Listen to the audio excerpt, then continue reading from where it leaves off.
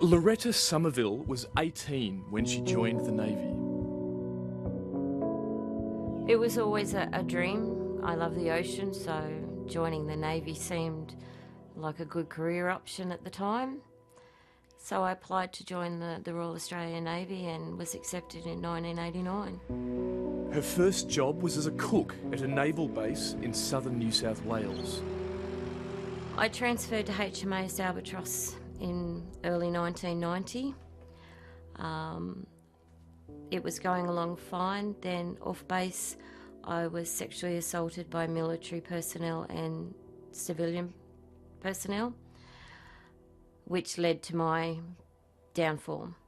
I was then subjected to harassment, sexual intimidation, bullying, stalking, until I snapped. She had a nervous breakdown and left the Navy with no compensation and a host of physical and mental wounds. I couldn't sleep. I contemplated suicide quite frequently. I was drinking excessively.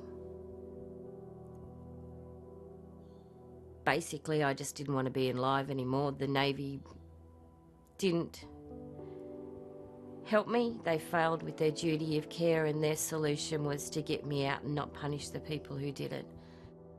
Then, late last year, one of her sons saved her life. So she went off to bed. My staffy came in and got me, and then I found her on the couch, overdosed. At first, I didn't think it was a suicide. I thought she was asleep, and then she wasn't breathing, and then it clicked, and then I'm like, ambulance time. Sadly, Loretta Somerville's story is not unique. She's met dozens of other veterans traumatised by their time in the military. Personally, how many people do you know that are veterans that have taken their lives? 10. Myself and a few other veterans started tracking and keeping records of our friends that have taken their lives. That culminated into a bigger database. They've counted 64 suicides of serving and former military members this year alone. And as Australians, we must declare war on veteran suicide. This has to be a zero-tolerance campaign. My first experience came from after the Vietnam War, and there are literally hundreds of diggers who have taken their life since then, and a lot of their family members as well. But that trend is escalating with the involvement in Afghanistan, etc.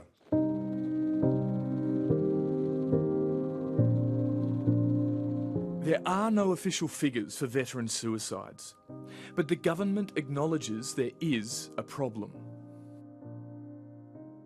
As you know, from July 1, anybody who has served even as little as a day in the ADF, or is serving in the ADF, of course, as well, will have access to mental health services to deal with PTSD and, of course, other issues, alcohol, substance abuse, and so forth.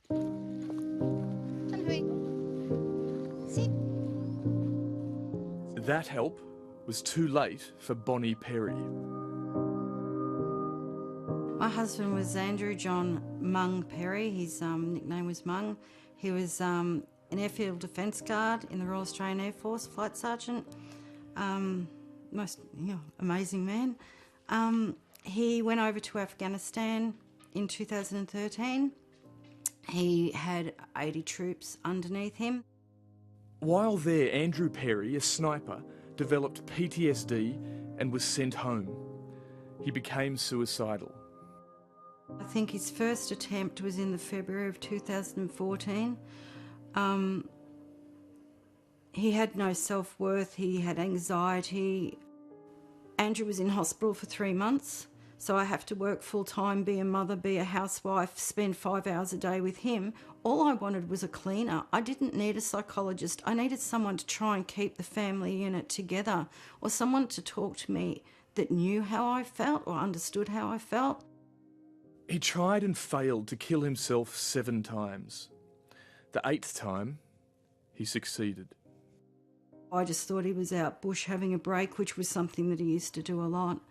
And on the 20th of December, when he never came home, I rang where he was meant to be staying, and that's when the police turned up. And as soon as the police turned up, I knew what the answer was.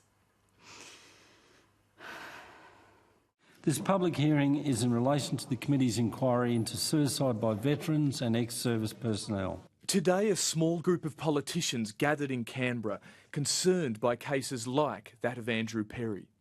One of those politicians is a defence veteran herself, and she was quick to point the finger at the Department of Veterans Affairs. The High Executive of Veterans Affairs, that hasn't changed either. You've still got the same people that have been up there for years making these decisions and mistakes, yet they're still employing them. I think the department has come to realise that it needs to change its culture and its processes.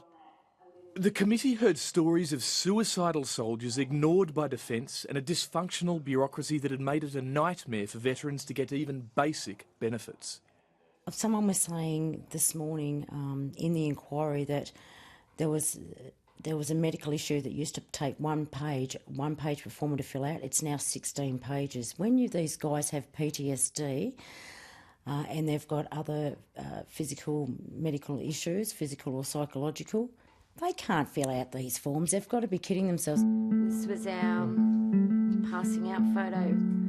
The committee will hold another hearing in February and is due to release a report in March.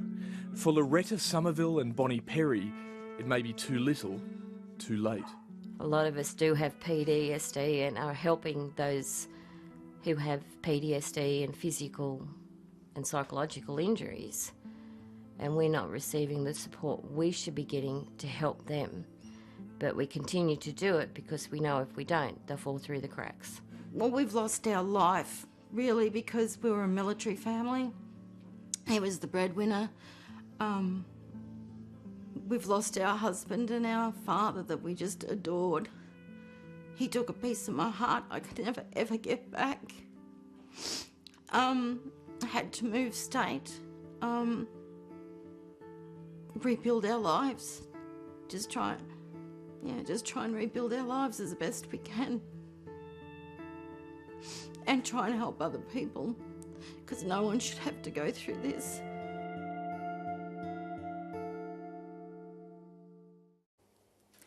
Dylan Welsh reporting, and if that story has raised concerns for you, remember that help is available. You can call Lifeline on 13 11 14 or Beyond Blue on 1300 22 46 36.